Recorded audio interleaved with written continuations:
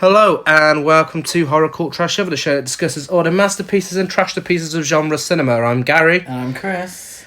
And first of all, before we go any further, I need to apologise for something for last week.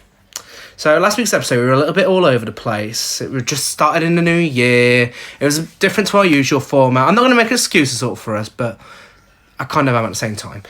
I said that Donald Glover was in Saw. No, it was Danny Glover. I don't know what I was thinking, and I apologise to any of our loyal listeners. Yeah, I don't know why you'd say that. I don't know why you agree to me. Yeah, I disagree with you. I love both Danny and Donald, so, I mean... It was definitely Danny Glover. It was definitely Danny Glover in Saw. Donald Glover would have been very young at that point. I may have just got that wrong as well and fucked up even further. But yes, so that's my apology out of the way. Now, we have a cult classic to talk about today. We announced this film earlier on Facebook, and it was received with such high praise. Some people liked it. I really... I don't know, I mean... Nostalgia? I don't even think nostalgia could save this film. Today we're talking about Book of Shadows, Blair Witch 2. Released in 2000 on a $15 million budget and directed by Joe Berlinger, who actually directed loads of music videos. He did like a Metallica documentary, I think, lots of TV shows, and his only other feature-length film since this is that Zac Efron Ted Bundy film with a ridiculously long name. Oh, extremely wicked, extremely shockingly wicked, vile, and yeah. something, yeah. which we haven't seen, and I didn't know it's from the same director as this. That's a long break in between. He must have done some other work. It was all TV shows and music videos. Yeah. I mean, I know people who love it. My dad really enjoys this film. I don't know if he still does, but he did when it first came out. I don't understand how anybody could enjoy this. It's one of those films, my taste has changed over the years. Even when I first watched it, I thought, this is a little, something's not right here. But watching it back today and analysing it for the podcast, I don't understand how anyone can like it. It's trash. It is. It's a film that doesn't know what it wants to be. No. And I feel that no one person is responsible. Knowing now that the director didn't direct another film until last year, that 19-year gap, he must have had a tough time with the studio. Yeah. There was a lot of... wanted something quick. Yeah. Whatever, just slap the Blair Witch name on it, release whatever shite, just get it done. Yeah, I mean, a little history behind the name and all, the Blair Witch Project. The first film, if you're not familiar, if you're a horror buff, there's a very good chance you will be, but just in case you're not, the first one was a found footage film about a group of students who go missing in the woods. It was released in 1999 when the internet was only just really taking off, and it had its own website, making it look like these were real people that had gone missing, because the actors were very unknown. They'd been in nothing else, first-time actors, and, it was marketed as if it was real, and that was a cultural phenomenon because it was something new. It's not like when Paranormal Activity was released. I mean, that had the same sort of reaction, but then there was found footage films churned out one after the other after that. With the time when the Blair Witch Project was released, you had Cannibal Holocaust in 1980, you had Ghostwatch in 1992. You had Alien Abduction and UFO Abduction in 1989 and 97. So, Ghostwatch had so much controversy. Cannibal Holocaust had so much controversy. Alien Abduction had a little bit of controversy, but it was mainly under the radar. So, it wasn't like it was a regular thing with found footage films. Every time one was released, people thought it was real. So, I mean, that took off in the same way as the others did. Everyone thought it was real. It was controversial. It was a box office success, and when you get box office success, you need a sequel. So, the studio that released it, Artson, I believe, is it? I believe so. Yeah. the original directors wanted to do a sequel, but they wanted more time to make it and come up with a good storyline. Studio were like, nah, fuck off, we need money. So they were sacked off, put as executive producers, had nothing to do with it. And even the director of Book of Shadows, this isn't his final vision. So much studio interference, they wanted a traditional horror film, no found footage, and they wanted to be a moneymaker, and do you know what? It was. Yeah. It made that money. Yeah. I think Blair Witch Project is one of those, particularly with horror films, every few years there's the one horror film that comes out. It's a milestone. Yes. Yeah. And I think it's that my mum's heard of. Yeah. That I could say, oh, have you heard of this film? And she's heard of it and she knows what it's about. That household horror film. Yeah. Blair Witch was that one in 1999. Yeah. That was the one everybody was talking about. That was the one that had, hundreds of copycat films come out afterwards. So it's completely insane to me that Book of Shadows doesn't even try and copy the first film. Yeah, yeah. It doesn't even try and copy that. It tries to copy the bloody Scream formula from 3 years previous. Yes, this is still in that era where everything was trying to be Scream. Obviously, you had New Nightmare, wasn't as successful as Scream. That started the meta phase. Scream just put it out to a wider audience, was more successful.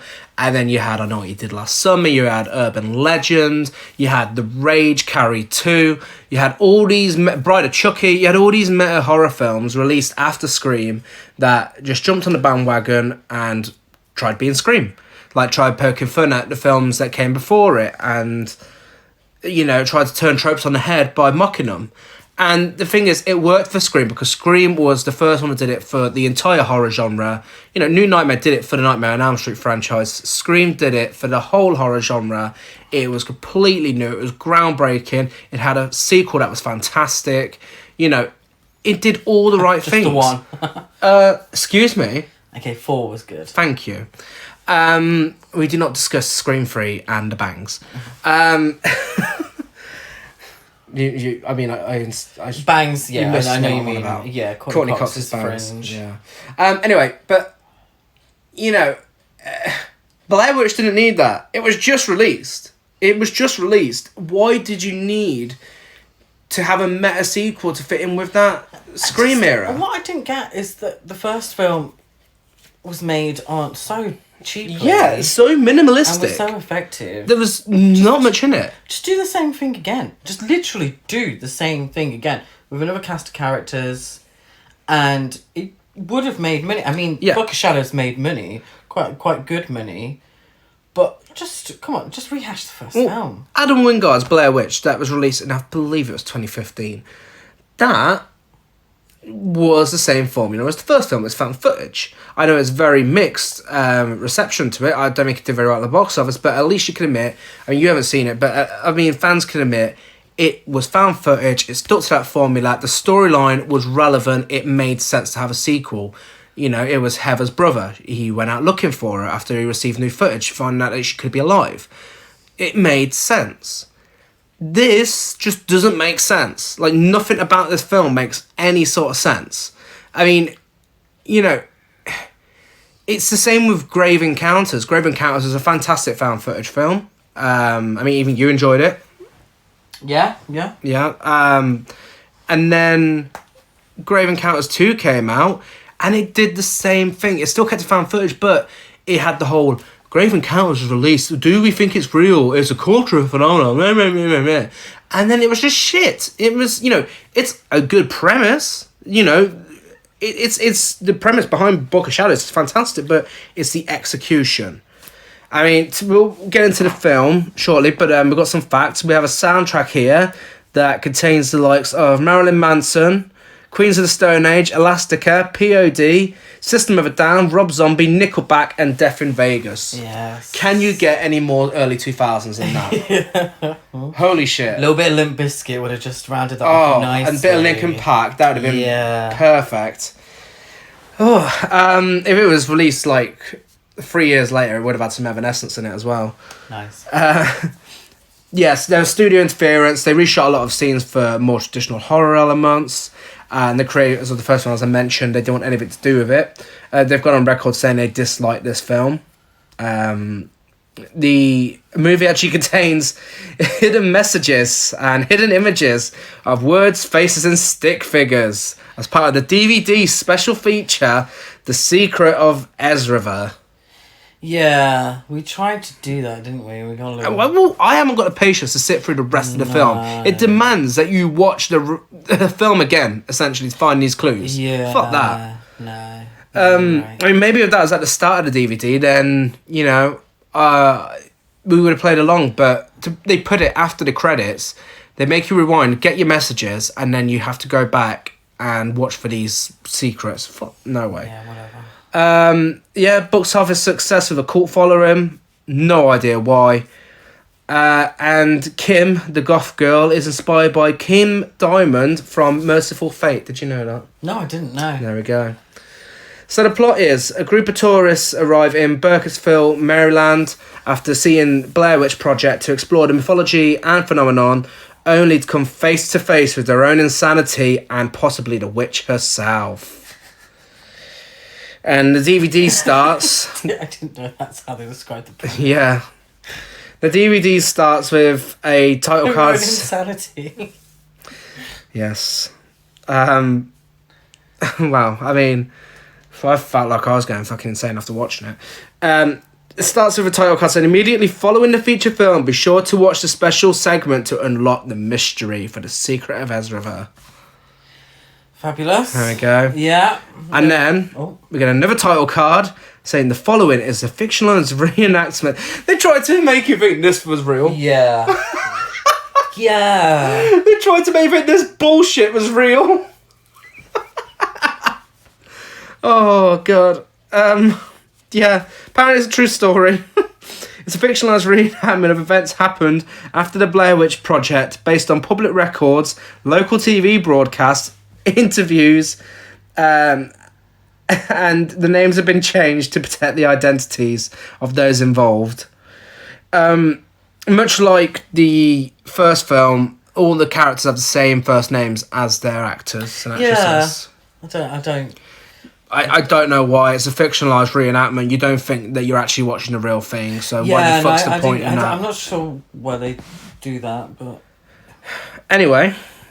Summer 1999, we see some news reports about the Blair Witch Project and some laughable interviews with the locals of Maryland, Burkittsville. Yeah, so it starts with a series of clips of news programmes and talk shows and that are referencing the Blair Witch Project.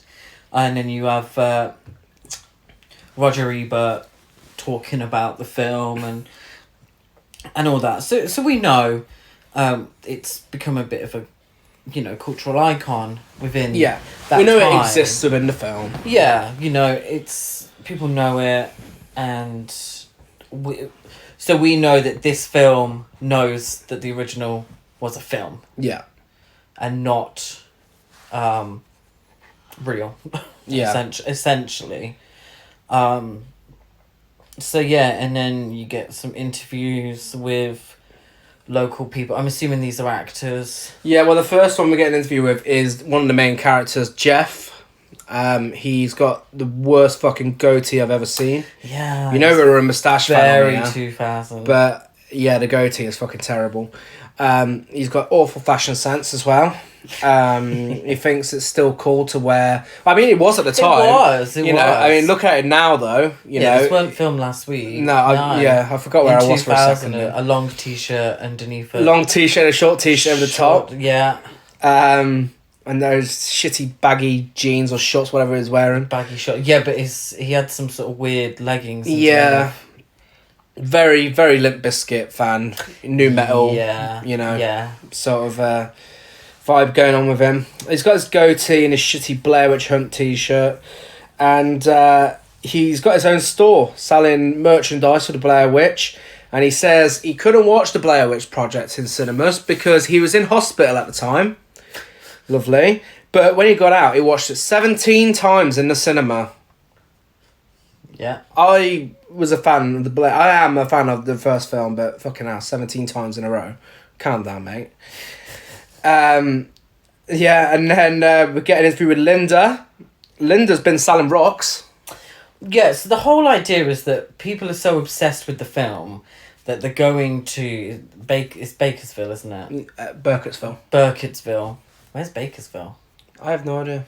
Anyway, Burkittsville, or whatever. And they're buying any old shit that's related to the film. So this old lady, she's just selling fucking rocks from her back garden, saying that they're Blair Witch rocks. But she didn't want to let go of some of them because they had too much meaning to her. Yeah, but then they're all like paying her $10 a rock. It's all very fucking fascinating, this section. Yeah. Debbie, or Deb, as she likes to be known, is so used to being filmed that she goes out, she puts a full face of makeup on every morning when she goes to take the trash out. She refuses to leave the house without full slap. And a fancy nightgown. So there we are. So, Deb, I don't think anyone's going to see you, hun. But you carry on slaying that game. You carry on going out in your fancy nightgown and makeup. But yeah, Jeff, he says people go up to him and they hug him and they say, I know it's real. And he says, I know it's real, man. I know. And then we get this fucking jump cut flash sequence to... A really jarring jump cut to Jeff in a mental institution. Yeah, so this is the hospital he must have been at. Yeah, when he couldn't watch the Blair Witch. He was getting tube shoved up his nose and... yeah, and what looked like piss. Yeah, poured into his nostrils. Doctor was having a fag, he was smoking. He was. Then we get Jeff running around in a straitjacket. It's like, where the fuck did this come from? Yeah, I think you can very much tell that the director has a history with music videos. Oh, yeah, this is like one big music video. Yeah. Yeah. These random flashes to... Yeah. See, and that scene in the hospital looks straight out of a, fucking Tool music video or a 9 Inch Nails. Very badly edited. Video. Very badly edited. Yeah, but within the context of the film, these are very jarring and just kind of confusing rather than... I don't know if they're trying to give snippets of the plot or the main themes of the film. Mm-hmm. But they're just... I don't know, it's really confusing. Well, then we're told it's autumn 1999, and speaking of a music video, we get Disposable Teens by Marilyn Manson playing over the title card, over the Books Channel's Blair Witch 2 title card, and then it flashes, it's showing you an overhead shot of the woods, but it flashes in between what we later see as a tour group being murdered. And it's just these random gory kills. But it's zoomed in so much that you it can't just looks see like, who it is or really what's going on. It's like people being tied up, bits of flesh going here, there and everywhere. And it's like, at that point, there's more gore in that than in that short sequence than there was in the entire of the first film. Yeah. Because you didn't need it in the first film. No. There's... Yeah. Yeah, no, I agree.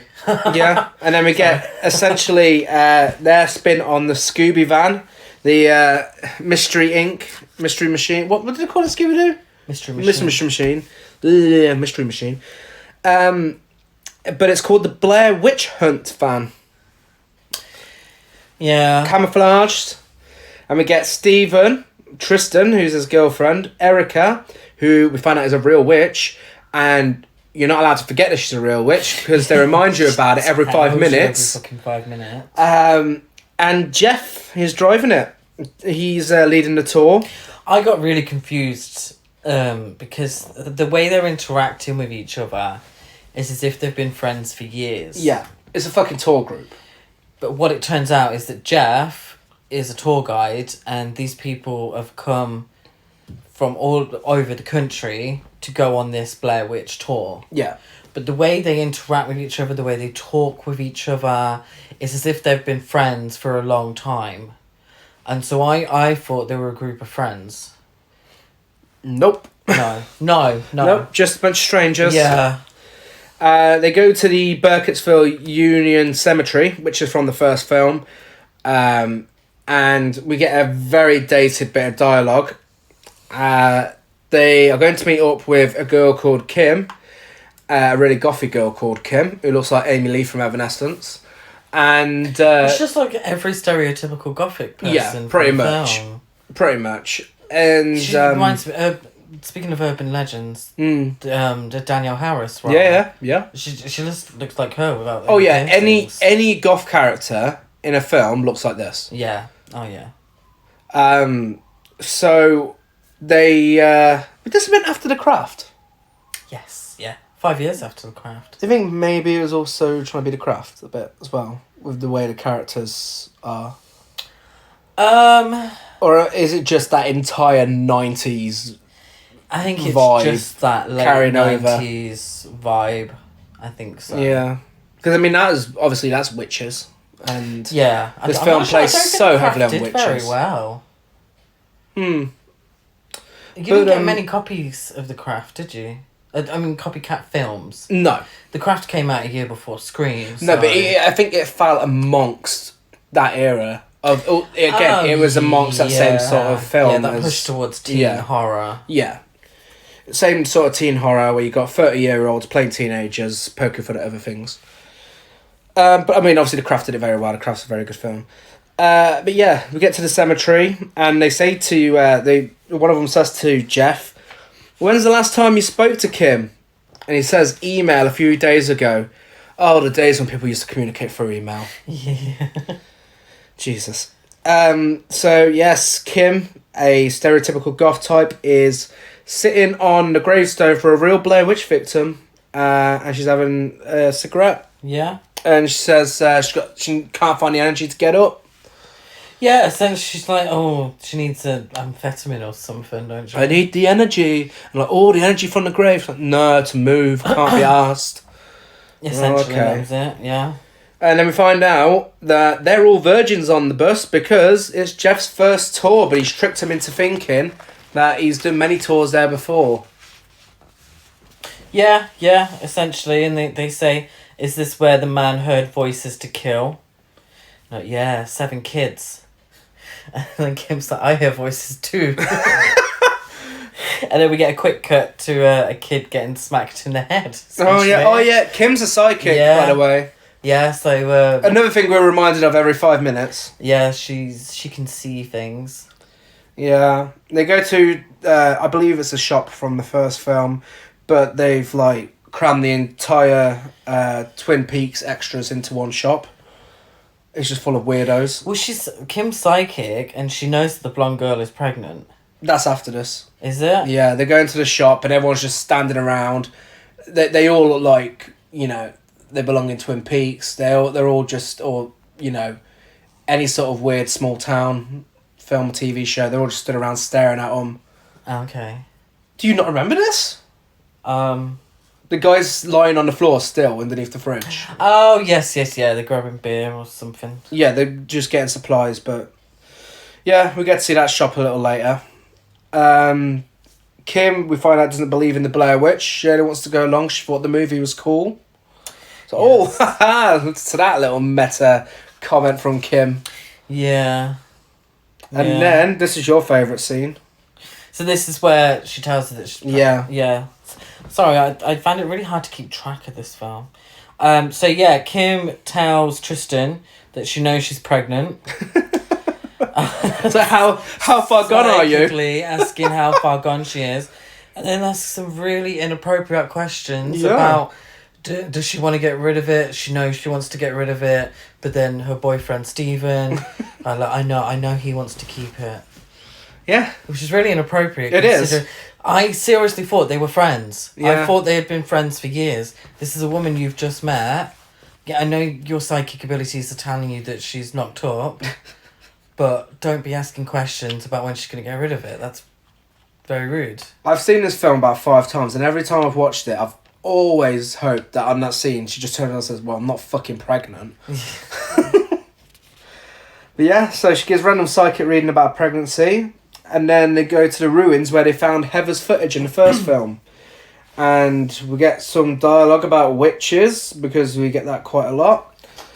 There's some symbols on a wall, aren't there? Yeah. And the Witchy Poo tells us that they're actually positive, and that the witches in general are quite positive. Yeah, we get a lot of witches' lives matter. Yeah, witches are misunderstood. This is the start of that.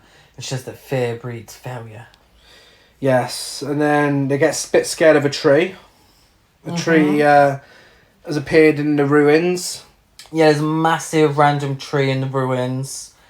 Do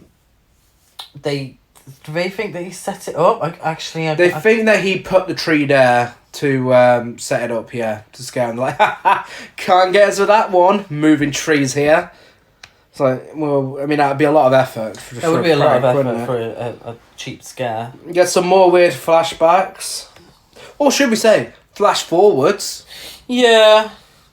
Yeah, random, badly lit death scenes. I don't know. I really got no. They tend to use the same ones over and over again. Don't they? Yeah. So then Erica starts doing some of her witch stuff to communicate with the Blair Witch, and that's when she starts saying that Ellie, the Blair Witch, was a good witch, and she will be her mentor. How the fuck up? The story in the first film is that this bitch murdered a bunch of children and then she got hunted down for it. You know, I mean, technically, as far as we know, she killed the 3 students in the first film. How the fuck is she a good witch? Yeah. Is that what good witches do? This is meant to... We're all meant to think that Erica's crazy and that she's a witch and that she's eventually going to be the person that causes everything to happen. Yeah.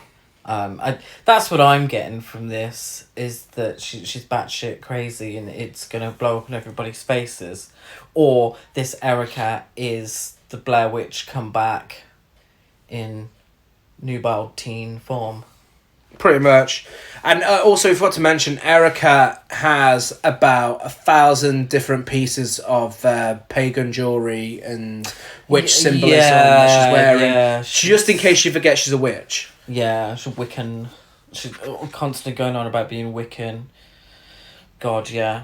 I mean, do you know what? She might be a fucking vegan. We should probably say here, this is not, if anyone is into this sort of lifestyle, this isn't, as mocking that sort of thing. No, but, this film does remind you every 5 seconds, is what we're trying to say. We don't need to know she's a witch. We know already. But it reminds you constantly. And if anything, this is probably a bad representation of people like that. I do think so. I think it's very sort of... I think we're meant to think she's a little loony. Well, apparently witches still have to eat shit and die like all of like the rest of you. Oh, okay, yeah, like the rest of you. Yeah, the whole idea is that why didn't the Blair Witch just use her magical powers to save herself? Yeah. And Erica's like, well, it doesn't work that way. And we all need to eat sheet and die. Eat sheet and die? I don't know. I found this film confusing. It was very muddled. A lot of the dialogue didn't really make any sense. But then she asks permission to take a leaf from the ground. Oh, that's one of my favourite scenes. They're setting up the tents and the cameras, and she leans down to this leaf and she's like, "May I have permission to take this leaf? Thank you." And then takes it. And it's one of my favourite scenes of the whole film. Yeah, so her idea is that as a Wiccan, she's not casting spells over a cauldron. She doesn't believe in religion, essentially. She believes in nature. And her Wiccan lifestyle comes from the power of nature. So she's there asking for permission to pick up a leaf. And then she's lighting a cigarette for Kim the next second. And we all know where that cigarette's going to go. On the fucking ground. Yeah, it's true. And we'll wait till we get to that part. But just remember that she's asked permission to take a leaf from the ground. Yeah. We then get an extensive campfire scene, which might as well have called itself, Scream the Blair Witch story, because it is like something you'd see in Scream. They're just there constantly making meta jokes, poking fun at the first film, and it goes on for so fucking long. They make a joke about Heather Donahue. they ask why Heather, Josh, and the other guy, what's his name, from the first film? No idea. Oh, that's going to bug me. Can you have a look? Heather, Josh, and... is it Adam? Or something like that. But yeah, they... fuck, what was his name? This is really bugging me. I remember the other two because she screams Josh. Heather, Michael. Mike, that was it, yeah. So yeah, like, why didn't Heather, Mike and Josh have sex? I was like, really? You're out there in the Blair Witch Woods and, you know, you're investigating into what happened and everything, you know, you're there for the tourism of the first film and your question is, why didn't they have a threesome? Well, I assumed that she probably was going to get with one of them. I didn't even think that. I didn't think there was any sort I thought at least one of them was a boyfriend. Really? Yeah, but then she was fucking annoying in that film, and I realised why. Yeah, but yeah, she was a really annoying character. She wasn't likeable, Heather. I don't feel. No. And she wasn't meant to be. No, she didn't feel like. So I'm not surprised neither of them shagged her. They start doing drugs, and then they start talking about the Bermuda Triangle. And they talk about representation for witches and goths and how to get bad rep. And Jeff offers to make a documentary for Kim called Goth, A Way of Life, a documentary about you. But then he said he would make one of Erica as well. Yeah. Called Witch, A Way of Life, or Wiccan, or Wicca. Or A Way of Life. A Way of Life. Yeah. So this is, again, them acting as if they've been friends for years. Yeah. You know, this is people... did they seem surprised that the girl was a goth when they met her at the gravestone? No. No. So I don't know what interactions they'd had. No, they said in the van on the way to the gravestone, they said, to the graveyard, they said, oh, she's a goth.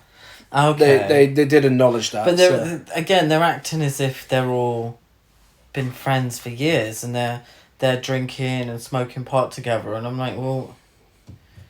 Yeah, this is a fucking tour guide. Why is he giving them drugs? Like, it's a tour guide, yeah. Unless that's part of the tour. It's just free beer and weed.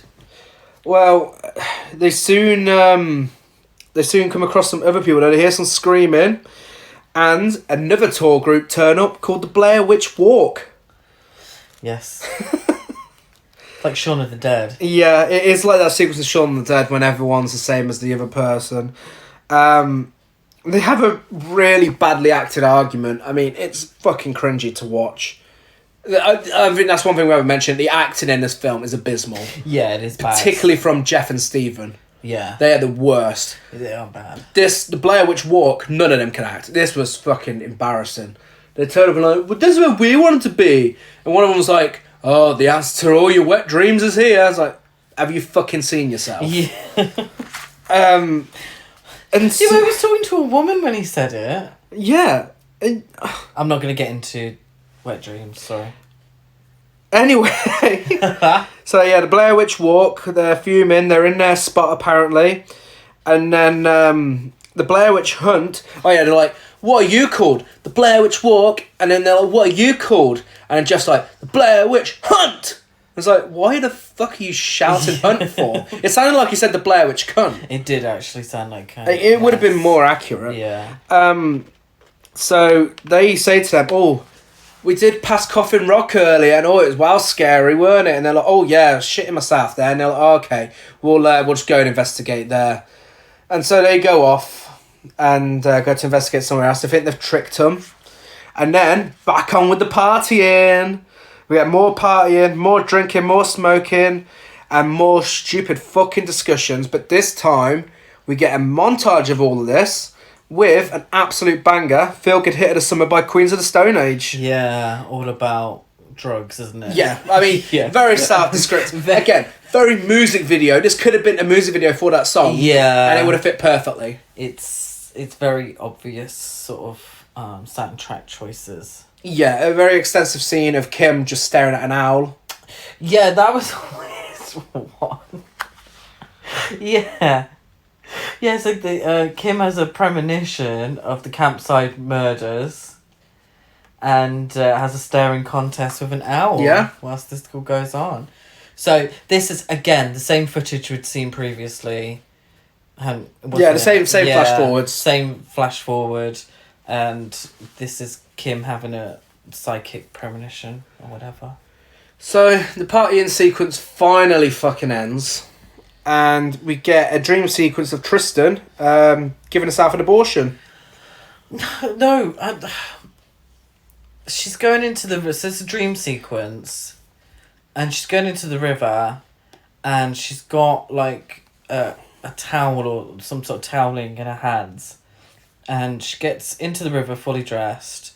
The toweling goes under. Blood starts coming from it. And then you see a baby's arm. Yeah, baby pops proper up. Fake baby's arm pop up. And it's like, oh.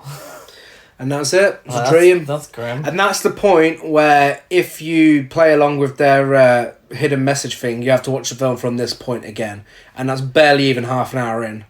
Yeah. So, fuck that for a game. And everyone else wakes up to shredded paper.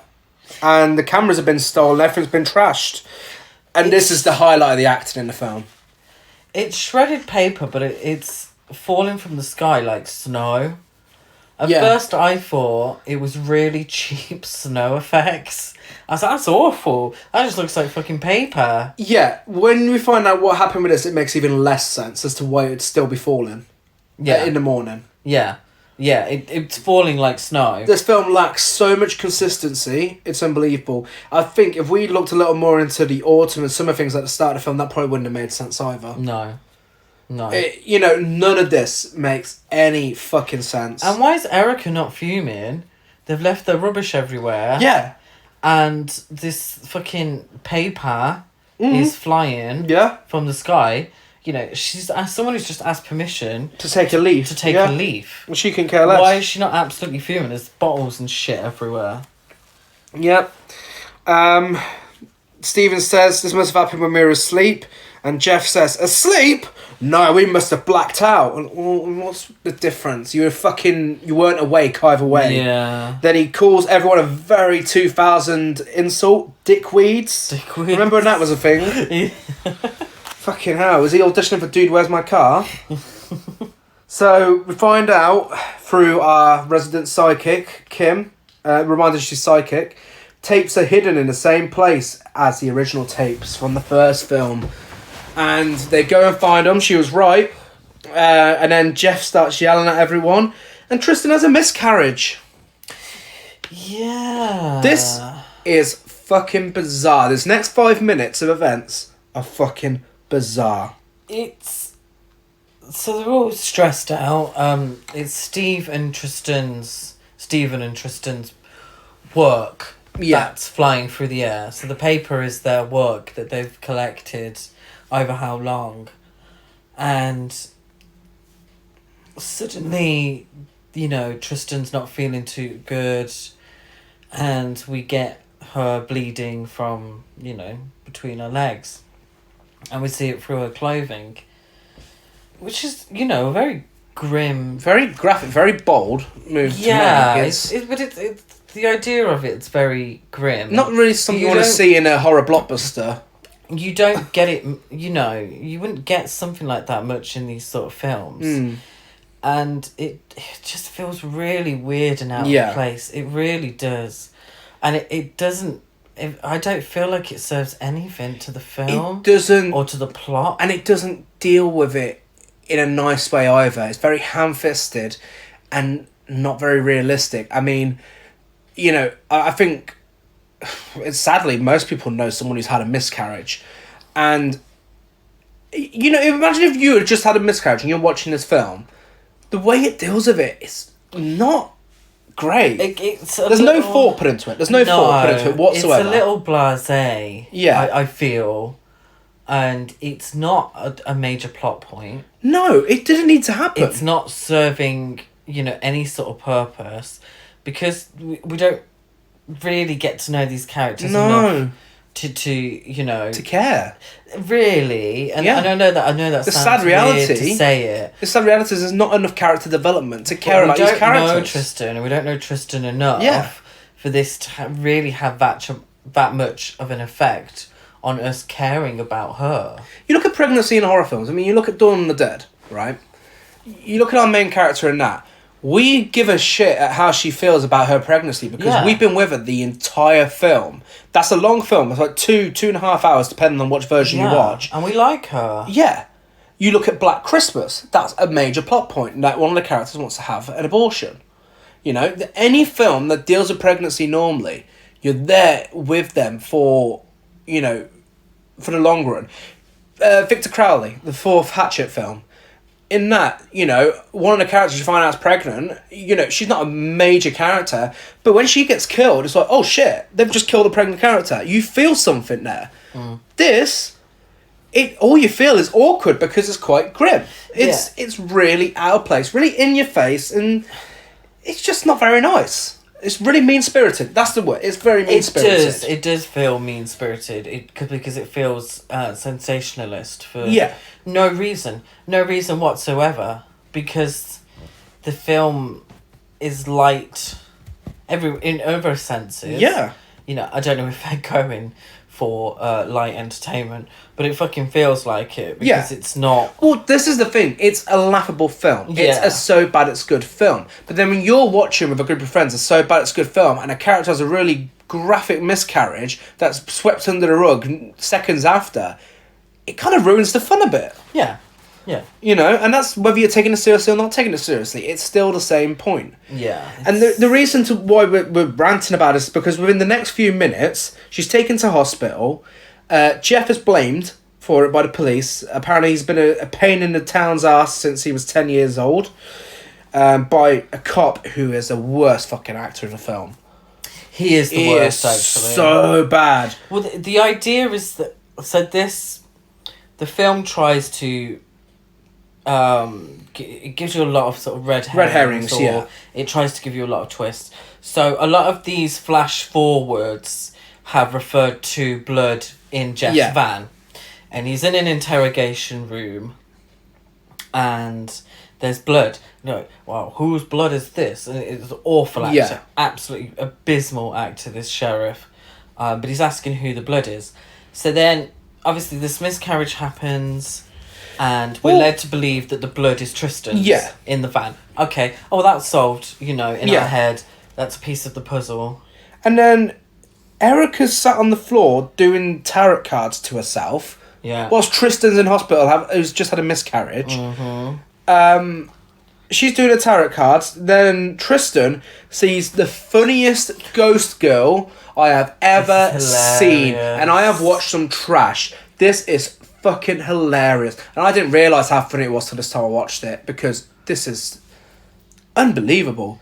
I don't know if it's because, you know, I've seen a lot since, but this girl is in the most stereotypical ghost girl outfit, like from the Victorian times, and she's walking backwards with her head to her side, and it looks so funny. She's doing the fucking Carlton dance. It's just embarrassing. It really... I don't know where this budget went. 15 million. Yeah. But yeah, she sees the ghost girl. It just looked so cheap and silly. It looked really silly. Yeah.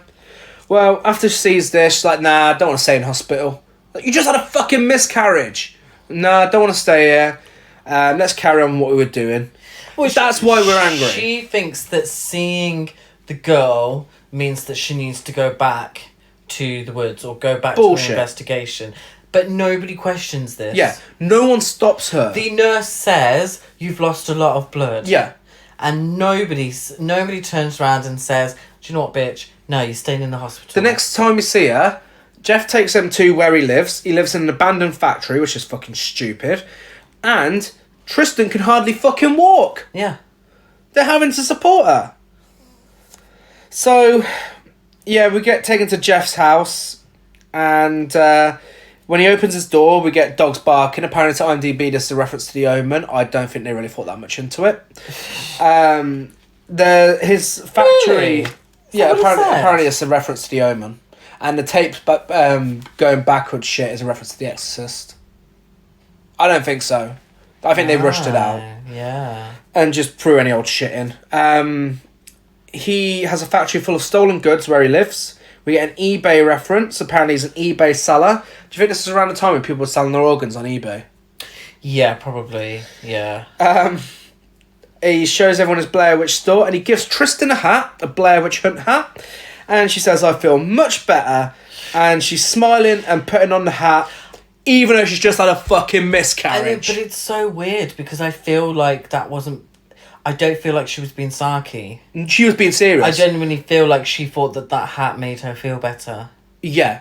A fucking Blair Witch Hunt hat made her feel better about losing a fucking baby. And the whole idea is that she didn't want the baby. Okay, I'm sure there's procedures as well that you have to go through when this happens. Like, they have to do some sort of operate to avoid being grim on what essentially is a fun podcast. Yeah, I think it was post that she'd lost a lot of blood. Right. But I mean, wow, I don't know how it works. Let's not get into that. Yeah, we like to make people laugh on here. Yeah. But anyway, if you're curious about it, I'm sure you could Google it. But yeah, so she feels much better now, and that's pretty much it. We hear about it once or twice after, but we forget about it. Erica, Jeff and Kim are watching the footage from the tapes that they found. The tree's disappeared. The tree that he put there for a prank. A pentagram flashes on the screen and everyone starts getting marks on them. The first one's on Kim. She gets a red mark on her shoulder. So Stephen also sees the shitty ghost girl again. Yeah, we get to see her again. Oh, yeah. And apparently Tristan has a dream of some kids looking up her skirt. Yeah, that doesn't really go anywhere either. No. From this point onwards, whenever Tristan shows up, she just says random shit. Like, it's sometimes it's not even anything to do with the scene she's in. She just starts speaking shit. Yeah, she just talks a load of shit. And there's a lot of flashes to the interrogation room. Oh, yeah, this is when he tells her to take some pills, and we get a flash forward to him in the interrogation room, crying and, saying he wasn't responsible for whatever happened. It was just an accident. It was just an accident. So then we also had a flash to the interrogation room where the sheriff bets his pension on the fact that the blood is of the tourists. And I thought that had been resolved. I thought that was Tristan's blood. Yeah. But, I mean, it's an easy bet because, we already knew it was Tristan's blood. Another red herring. Yeah. So then they're watching the footage still in the other room and there's a naked woman dancing around a tree. This flashes forward to Erica getting on with Stephen. Rather saucy scene. She starts wanking him off and then they stand up and she scratches him like she's Freddy Krueger. Yes, yeah. See, if there's any reference, that's a reference to Freddy Krueger. Yeah. The scratches down the torso. Yeah. And then he wakes up, it was some sort of dream or a vision. They weren't really asleep, so... Yeah, it was some sort of vision that they both had at the same time. Yeah. And they just sort of look at each other awkwardly. So they go to have a look what's going on with the cameras and find out that the naked girl going around the tree is Erica. Yeah, and how did they figure that out? Is this the backwards bit? Yeah. When they start rewinding the tapes backward. No, because Tristan comes... Is it Tristan? Oh, no, so no, this ain't that bit then. This is just a flash on the camera. No pun intended. I remember when this was first released and everybody I was in primary school at the time and the big buzz going around was, oh, there's a naked woman in Book of Shadows, Blair Witch 2, and seriously, this is it. This is the big... Yeah. Even my parents were like, oh yeah, this one's ready. Oh yeah, you get this naked witch. Really? This is really underwhelming. I mean, we've watched some shit. Yeah. It doesn't seem like a lot for... I mean, we live in the UK. It's weird here. Get excited over small things. Well, I was going to say, she's not even naked, she's not even naked. She just gets her tits out. Yeah, I mean, I'm pretty sure there's other films with nudity. Was there a lack of nudity in films at that time? And then she does the weird thing where the long hair covers the boobs. Yeah. So whenever she's topless for the rest of it, it's that whole Lady Godiva thing. Yeah. Little Cov reference there. Yeah, Americans, what the fuck are they talking about? Well, no, they'll know Lady Godiva. Oh, okay. Yeah. Erica starts doing a ritual. No, when she realizes it's her, she has a proper meltdown. Starts doing some ritual in one of the rooms or something.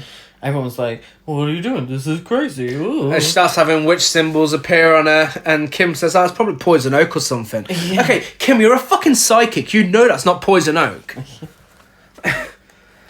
Yeah, in fairness, she's had all these fucking visions. Why has she not had a vision to tell her? She should know everything that's going on. Yeah, she's so good. You were telling her what this is. Yeah. And they're all like in symbols and everything. It's not just random rashes and shit. It's proper symbols. So and what I was thinking was... It's acting a bit dense, not realising it's a proper... Well, this is where it contradicts itself, because what I was thinking was...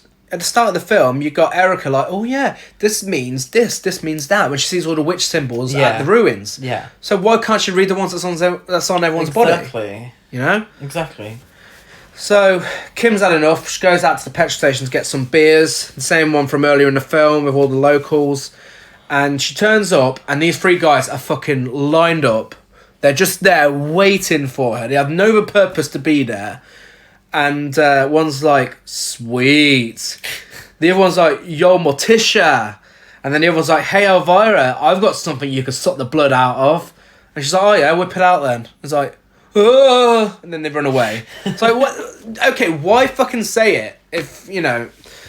But yeah, they're the most stereotypical douchey 90s, early 2000 guys you'll ever see. It's very sort of southern... Spiky hair. Yeah, but very sort of...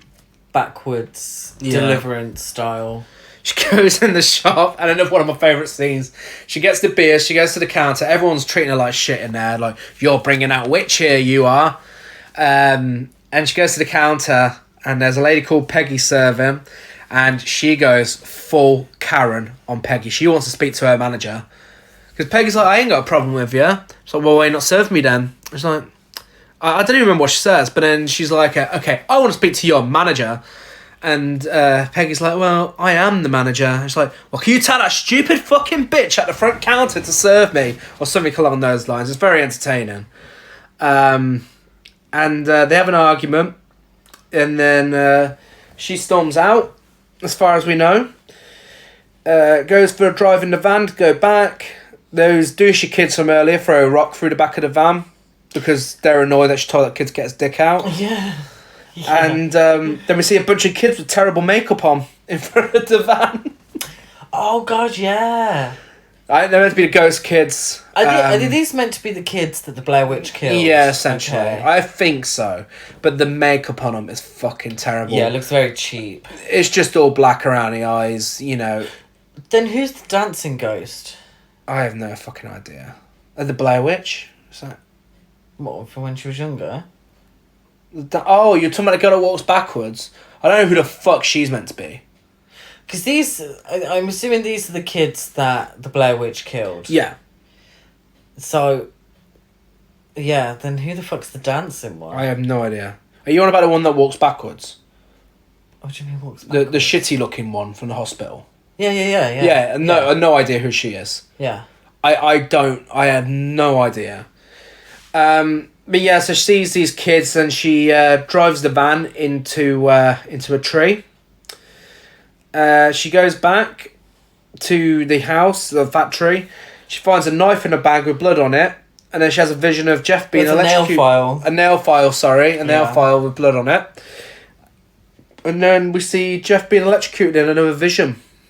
She has a vision of Jeff getting electrocuted in his computer chair. Yeah. That doesn't really go anywhere. And then he wakes up and he's like, coffee. Because that's all he does. He just demands coffee of everyone in this. Yeah. That makes him... That's really douchey. Yeah, it's like you're a woman, you've got to get him coffee. Yeah, I find that, again, it's as if they've been... somebody's written the script as if they've been friends for years. Yeah. And it just feels really awkward when he's talking to someone he barely knows like that. Yeah. So I don't get it. So they wake up in the morning, and the van's been absolutely trashed to the point it's laughable. If she's having a vision, so she has premonitions, or she knows what's going on, up to that point, she's been correct. Yeah. In everything that she's said. Yeah. Due to these premonitions or whatever. we never actually see Jeff get electrocuted in any way. No, it's a shame. This is just a random... Unless the idea is that once it all comes out and they believe that he's a killer... Yeah, maybe. He gets electrocuted. He gets the death sentence. I'm disappointed. I would have liked to have seen a death scene for Jeff. There's not a lot of death scenes in this film. No. Is there any? Yeah. Oh, yeah. Yeah, there is, yeah. 2. Essentially, yeah. So, yeah, the van's been trashed. It looks hilarious. There's no way driving into a tree would have done that. The Tristan shows up, starts saying some shit about kids and blood out of nowhere. And Stephen and Jeff have a hilarious argument. And they start talking about how they got into college. And Jeff's like, how did you get into college? Oh, was it Stephen's like, how did you get into college? By brushing your teeth? It's like, wow, sick burn, bro. No, that was Jeff to Stephen. Oh. I really didn't get that. By brushing your teeth. By brushing your teeth, I didn't understand that. Sheriff calls up, giving some of his best acting, and tells Jeff to turn on the TV. Yeah, this is... I know, I don't really know how the American police system works, or... I could probably guarantee it does not work like this. So, I for a sheriff to ring somebody up and essentially accuse them of murder, tell them to switch on the TV, and the sheriff's on the fucking TV on the TV screen, waving to him whilst on the phone. What the fuck is that about? And he's like, disemboweled, Jeffrey. Yes. So we find out. Like, what? Doesn't make any sense. And it's like, Jeffrey's like, oh, well, I'm kind of busy right now. Like, hang on, you've got a sheriff ordering you to do something. It's like, no, not now, I'm busy. Like, I don't get it. What the fuck? I don't know how it works in America, but you would never get... Imagine if we got a fucking police officer on the phone. Oh, turn on TV, mate. Yeah. Hiya. Woo. In the background. Jumping up a donkey, you see me? Accusing us of fucking disemboweling 5 tourists. No, that's not how you say it. Disemboweled, Jeffrey. Yeah. What? That might be an episode name. What, disemboweled? Disemboweled, Jeffrey. That should be. Without a Limp Bizkit the movie.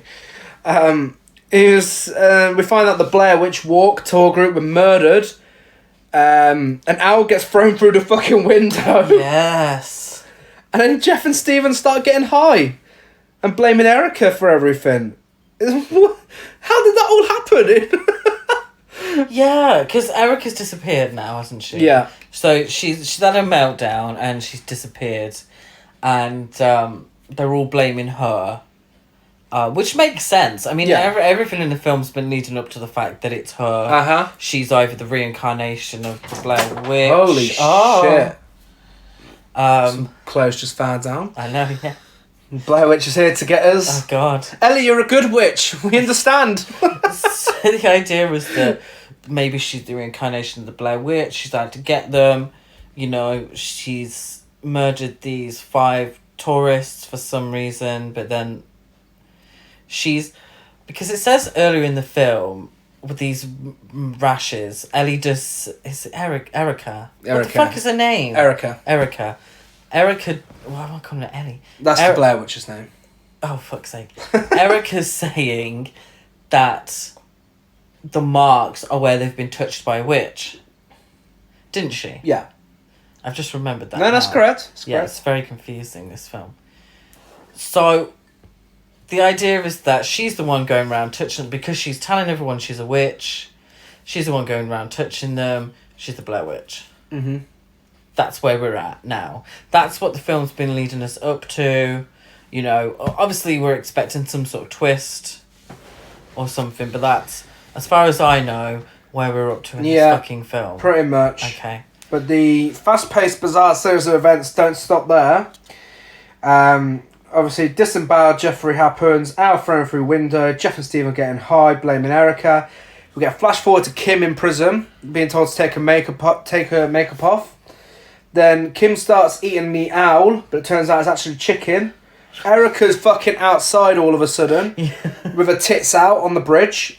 Because there's a bridge leading to the factory. Yeah, and clearly the actress said, I ain't gonna go full frontal. Yeah, I'm gonna get my boobs out, but you ain't gonna go full frontal. So she's still got her knickers on. She leaves all of her clothes inside, but, not her knickers. She keeps those on. So Stephen goes out, because, obviously, the sight of Erica with her hair covering her boobs gets him going. He goes out to get some, and the bridge breaks on him. And we see Tristan look down and refuse to help him.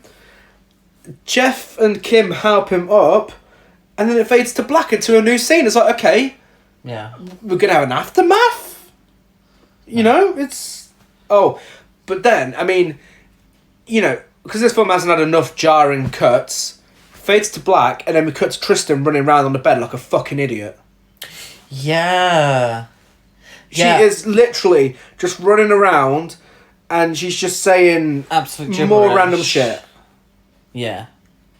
Say about bastards hanging the Blair Witch and all other sorts of shit. And yeah, it just doesn't... It's just weird. Yeah, it just doesn't make any sense.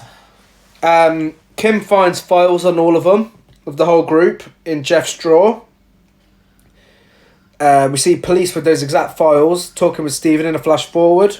Yeah, again, I don't understand what was going on there. Now, if they didn't make them look like they'd been friends for years, maybe that would have been effective. Like, he's got files on all these strangers. But no. Yeah, but I didn't get... So, I don't believe that Jeff had them there. No. Because they're police files that we see later are police files. But it doesn't explain how it got there or what the point of that was. No. What was the point of Kim finding them? There's no point. Yeah. It didn't go anywhere. No. So she starts accusing him of shit, and then he goes outside, sees a bunch of dogs barking at him, so he grabs a gun, because apparently he has a gun. And then he finds Erica dead, facing the wall, like the ending of the first film. In his little... In a closet.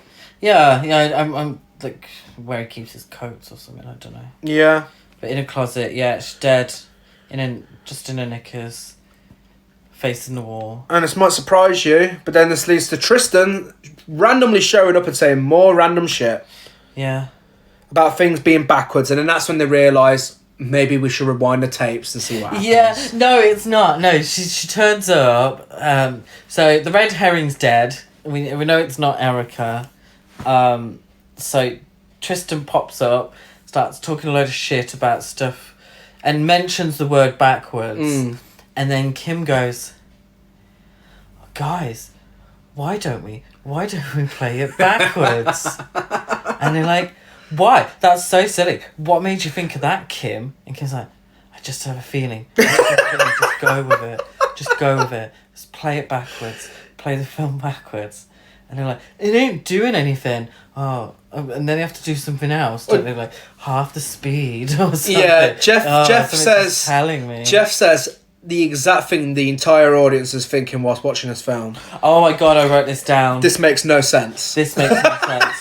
It's like, we know. I wrote this down. I should have fucking highlighted. The most logical bit of dialogue in the film. Underlined, yeah, in big, bold letters. This makes no sense. So they mess around with them, and then they finally get it to work, and we get to see an orgy.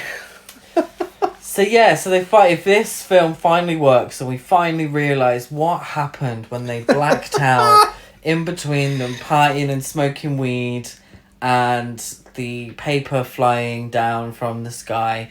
This is what happened. Who the fuck knows who filmed it? Yeah. Yeah, absolutely no idea who fucking filmed this sequence, because they're all in, the sequence. They've all got their fucking asses hanging out. Yeah. They're all naked, having an orgy. Yeah, and... They started ripping all the paper up, throwing it in the air. Yeah, and yeah, but it's still falling down. Stays up there. Yeah, it's still falling down when it got to daylight. Snow. Smashing up the cameras. We finally see the parts of the puzzle. Yeah. Of the flashes of violence. that were in earlier in the film. So those really badly lit. Well, we get to see those a little later. This just does the orgy for now. Oh, does it? And reveals the tapes being hidden, which makes absolutely no sense, because if they're hiding the tapes, what are they fucking filming it on? Yeah. If they smashed up all the cameras, they're hiding the tapes, but someone is still filming this. And also, why are they hiding the tapes? Because that's what they did in the original Blair Witch. But why? Ooh. Why are they hiding the tape? What's the point of hiding the tapes when old Psychic Sally wakes up the next day and knows exactly where they are? Is this just meant to be another fucking red herring that we think it's Kim that's doing the whole thing? I think so. Because there's no point. Why are you hiding the tapes? Well, Tristan's doing the ritual in the footage, ain't she? She is, but the whole plot point is them finding the fucking tapes. Yeah. They've got to find the tapes. Seemingly, whoever this is that's controlling the whole thing wants them to find the tapes. Yeah. But I mean, the cast makes sense, so why should this? Fucking hell. Tristan is then possessed. She's the only one without any marks on her body, and then she starts doing every possessed trope from every other horror film. Yes. So she's like, you're all gonna fucking die, and I hate you, blah blah blah. Yeah, we realise it's Tristan that's Jeff's been doing it all along. Jeff says, she's the witch, man! Yeah, so the idea is that she's been possessed by the Blair Witch. Yeah. I'm assuming. And she hangs herself. Yeah, so what it is that all this is being sort of, the whole Tristan aspect to this is setting them up for her to die. Yeah. But to make it look like Stephen's killed her. Yeah. So she ties the noose around her neck. They're interrogating her. She's getting filmed by Jeff because Jeff wants it for evidence to show that she's the one that's killed everyone, or at least killed Erica. And yeah, so it ends up with her hanging from the ceiling. Yeah, and then as soon as she hangs, that's when we get to see the visions of the full angle of the Blair Witch Walk being murdered. Yes. And, we get some tying to a tree, some throat slitting, blah, blah, blah. Yeah, so it's a lot more violent than the first film. And then it cuts through the first film's not violent at all. No. I mean, the most amount of violence you see is they find some teeth. And yeah. So there's a news report of Jeff, Stephen and Kim being arrested. They say that the Blair Witch Project is the latest horror film to encourage violence. But it's not a fucking violent film. That's crazy. I mean, horror films in general, they said that Scream encouraged a bunch of murders, but, Blair Witch Project did not encourage shit. No. It encouraged copycat films, that's all. Yeah. That's the only thing that was guilty of encouraging. Yeah, I don't get that part. So because they're clearly trying to say something about, how society sees horror films. Yeah. But it's so shoehorned in. Yeah, it doesn't need to be in Blair that film. Witch wasn't a violent film. Yeah. Then it makes no sense. Exactly.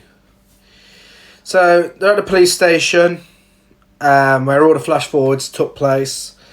They're having their interviews. They show Kim some footage of her killing Peggy when she was pissed off with her. Yeah. That's what really happened. Turns out she killed Peggy. With a nail file. Then we get footage of naked Jeff. His ass out again, hiding Erica's body. Yeah. And we get the real footage of Stephen and the noose situation with Tristan hanging. And it's actually her begging him not to do it, and he kills her, pushes her off. And then, again, we get a character saying what everyone else is thinking. The last line of dialogue in this film is Stephen saying, it's fucking bullshit. Because yes, Stephen, yes it is. This film is fucking bullshit. So is the idea... So I don't know... Have the videotapes been manipulated? Or... are the characters not remembering what they do. To try and make sense of something that makes no sense, I think they're trying to say they're possessed and they didn't remember doing it. So we're seeing it through their eyes, what they remember, but the camera footage shows what really happened. They're possessed, they don't remember doing it. I think that's what they were trying to say. Okay, rather than the tapes have been manipulated by the Blair Witch. Yeah, I think they actually did it. Hence they're finding the nail file and shit like that. Yeah. Okay. We get Haunted by Poe. I'm not familiar with them. No, band, no, I don't. It sounds very much like it belongs on the soundtrack. And then after the credits, we get the whole DVD gimmick thing. It tells you there's a pentagram on the locker. Apparently this is footage they didn't know was on there when they were filming it. There's a pentagram appear on the locker. There's a face in the window. It tells you to play it in reverse, and then it spells out the words door, rug, grave, mirror, and water. And then that's when it takes you back to watch the whole film to look out for these things. No thank you. That's Book of Shadows, Blair Witch 2. Yeah, I wish there was a YouTube video of someone pointing these things out. There probably is somewhere. Yeah. So that's that. Yeah, so Blair Witch 2, Book of Shadows. Is there a Book of Shadows in the film? I do not recall seeing a single book in that film. Just saying it out loud. That's so true. I didn't even think about that. What? Where's the Book of Shadows? Did I miss it? There's no Book of Shadows. So, Blair Witch 2, Book of Shadows, takes everything that made the first film, a success. Mm-hmm. Everything that made it scary and effective. Out the window and gives us a fucking hot mess. Mm-hmm. A confused teen, not even a slasher film, because it's not even a slasher film, really. But a teen supernatural horror film, if you could call it horror. And it's just insulting to the audience. Yeah. And it's because we're going to throw out any old shit, slap the words Blair Witch on it, slap the words Book of Shadows on it, and we're going to expect you to watch it. Yeah. Yeah, pretty much. The first film was groundbreaking in its simplicity.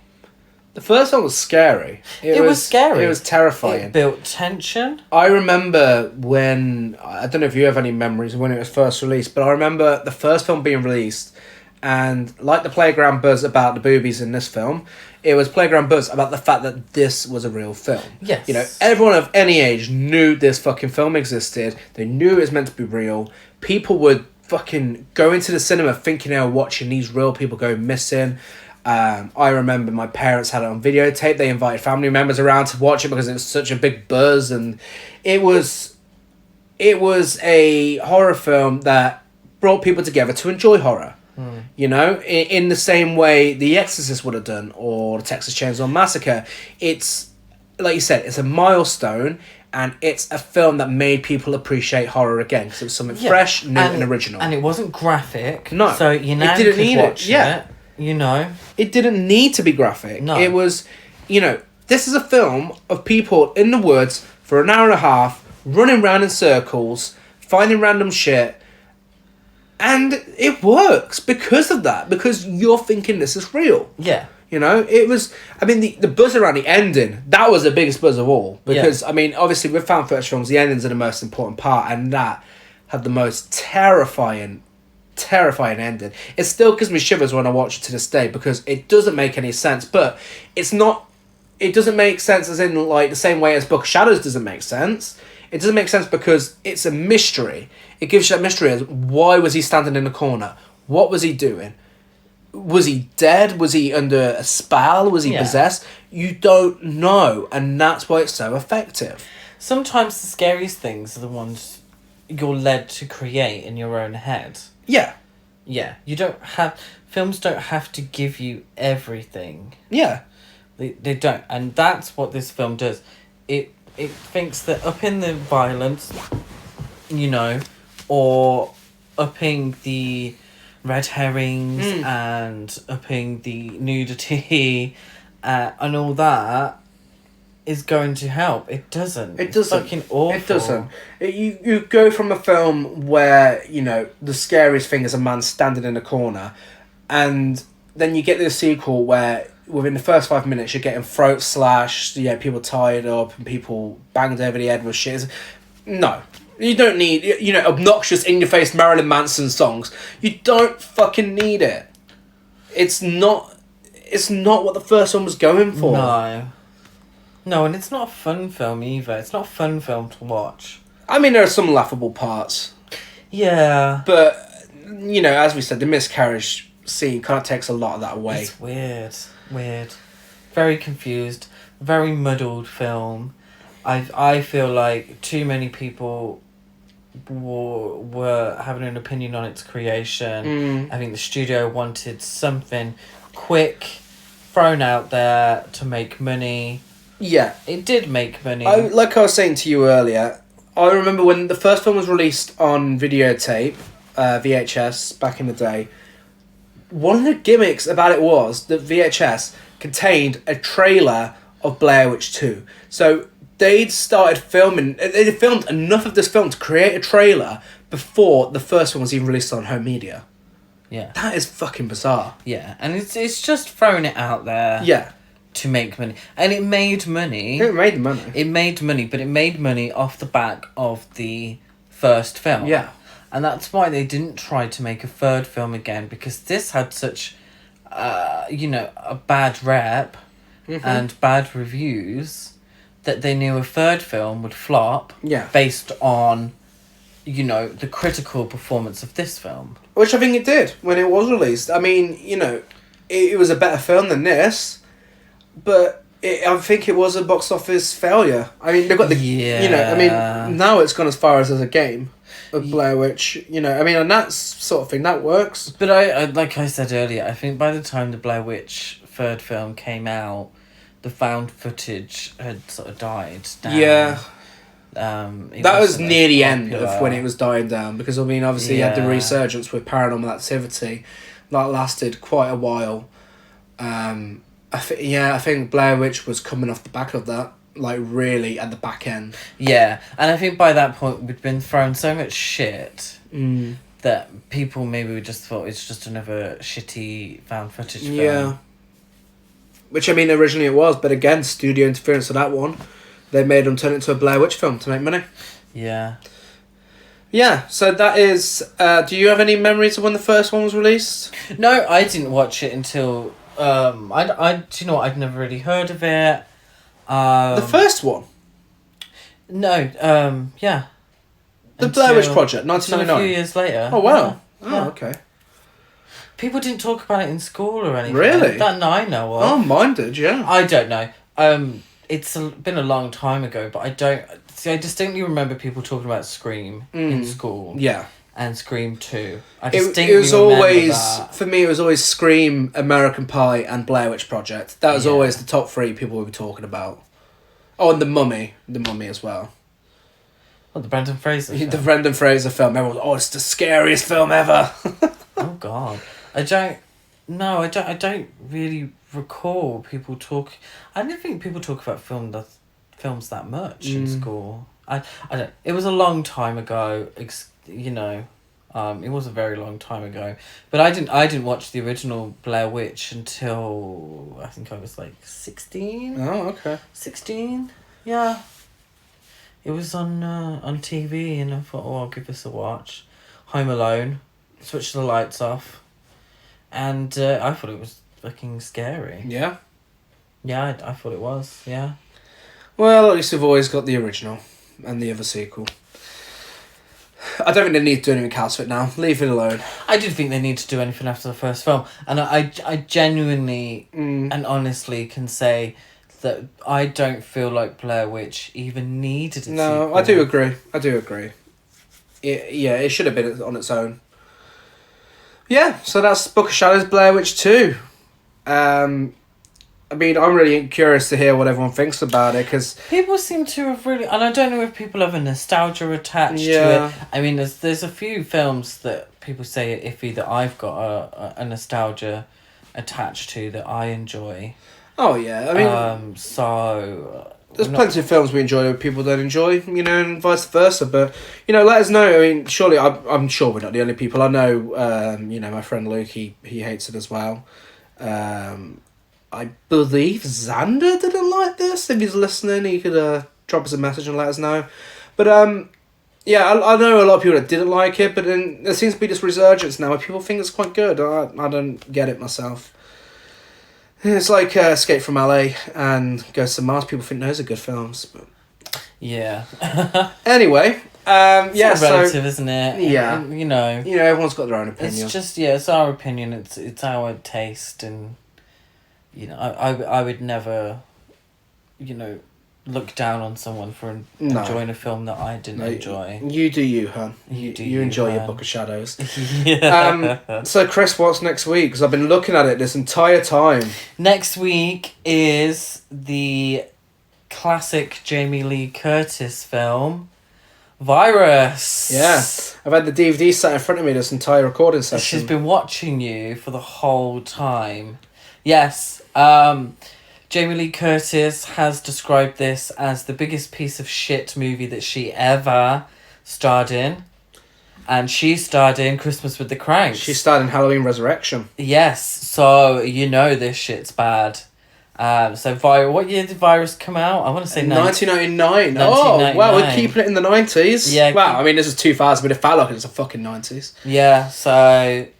I'm not even sure. I don't know what the fuck it's about. I have no idea what it's about. It looks like an Alien ripoff. It looks like an Alien ripoff. Yeah. It looks shit. We love Jamie Lee. We love Jamie Lee Curtis. We'll give it a go. And we respect her opinion. Well, let you know. Well, we'll give you we'll give you a rundown next week. Yeah. That's what I was looking for.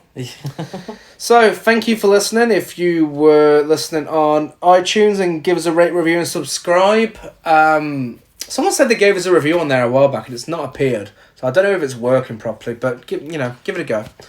Like and follow on everything else.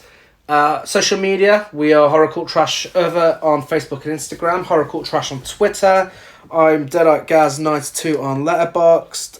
Gazmo205 on Instagram, GrassCruise92 on Twitter. I am Chris Barker823 on Letterboxd, Instagram and Twitter. And until next week, don't go into Burkittsville, Maryland woods. You might be subject to a Limp Bizkit tribute band and some rituals. Same time, same place next week. Bye.